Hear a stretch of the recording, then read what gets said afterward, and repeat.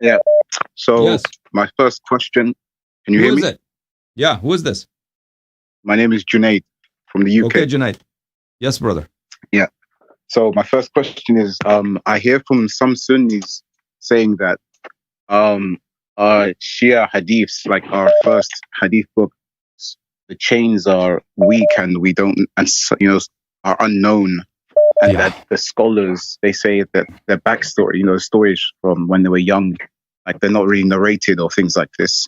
And another question I have is also about the reliability of the hadiths about istighatha. And are you, is the Prophet sallallahu alaihi wasallam, is he able to hear us anywhere, or do we have to be kind of close to a grave or in the area? So these are questions right now with regard to the hadith. Your objection is very vague, right? That they say our hadith, they say your hadiths are unreliable and people have narrated them they were young. That's what you said.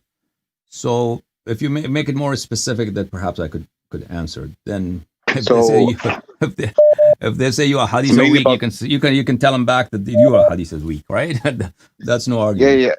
It's Yeah. mainly about them saying that the chains are weak and the people who narrate the hadiths are unknown. Uh, so Um, that's a topic for another day. Inshallah, tabaraka wa ta'ala. In the future, I'll explain to you inshallah. that Shia hadith are very, very, very reliable. They're very authentic, and they've been narrated through very um, scholarly, reliable means that would withstand any academic scrutiny. On the other Yeah, hand, the Omari way of narrating a hadith is very shaky and very dubitable, and many books have been written with regard to the yeah. unreliability of their hadith.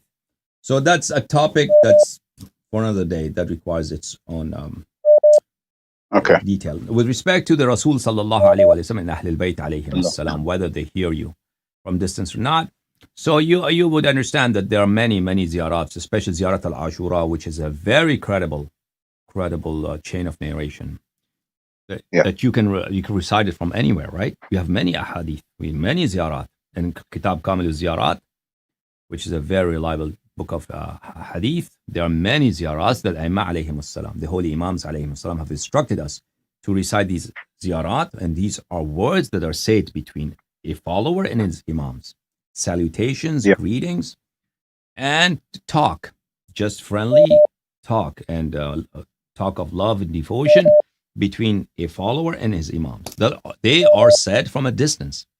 So it would be great fraud if the Imam alayhi salam does not hear you and you are Yeah. asked to them to address. And then there are many ahadith and al-kafi in abwab of ilm of Imam and the chapters of the knowledge of Imam alayhi salam. The Imam alayhi salam said nothing that you do, nothing you say, nothing you hear, nothing you perform is hidden from us. Remains hidden Right. from us. And there are many ahadith in al-kafi that Imam alayhi salatu wasalam, there is a column of light in front of him, and he sees in that column of light whoever, wherever he is, and whatever he performs, he sees that. And there are many ahadith like this. And then the angels tell them also, bring the news also. So there are many ways for the Imams alayhim salatu wasalam to know. And then the verse of Quran, فكيف إذا جئنا من كل أمة بشهيد وجئنا بك على هؤلاء شهيدا. We will bring a witness from every nation and will bring you as a witness for your nation. Your nation.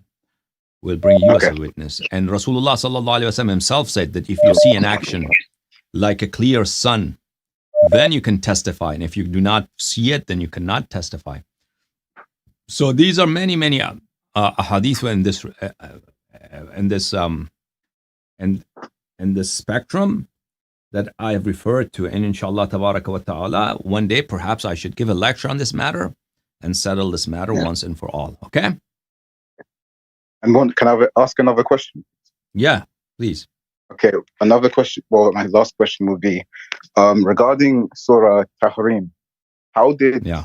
the Sahaba, like Umar and Abu Bakr, how did they take this surah? Like, are there any Of hadiths? course, how it's an they affront to it. Not to my knowledge. No, of course it was an affront to them. There's not much they could do. Really, the Nabi sallallahu alaihi wasallam recites a whole verse, not a whole verse, but a whole surah in the condemnation of Yeah. Abu Bakr and Omar's daughters. Yep. How they would take it. Of course, they didn't enjoy it. They didn't. And Muslim, there's a hadith. There Muslim in hadith that Abu Bakr, Rasulullah sallallahu alayhi wa sallam. But let me show you this hadith. It's narrated on the authority of Umar ibn Khattab, and of course they skewed a little bit here and there. But he mentions that the Sahaba were talking about this, and Sahaba were saying Rasulullah sallallahu alaihi wasallam has divorced Aisha and Hafsa. Let me show you that hadith. And of Abu Bakr and Omar was very, very terrified, and he was very upset. Of course, it's not a matter of honor. They would not be happy with this, right? You can imagine that. But Yeah. let me show you. Yeah. Here. So I'm holding here Muslim.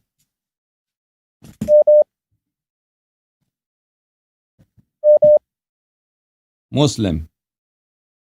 Published by Darul Fikr at year 2010. Oh, wow. Many years ago.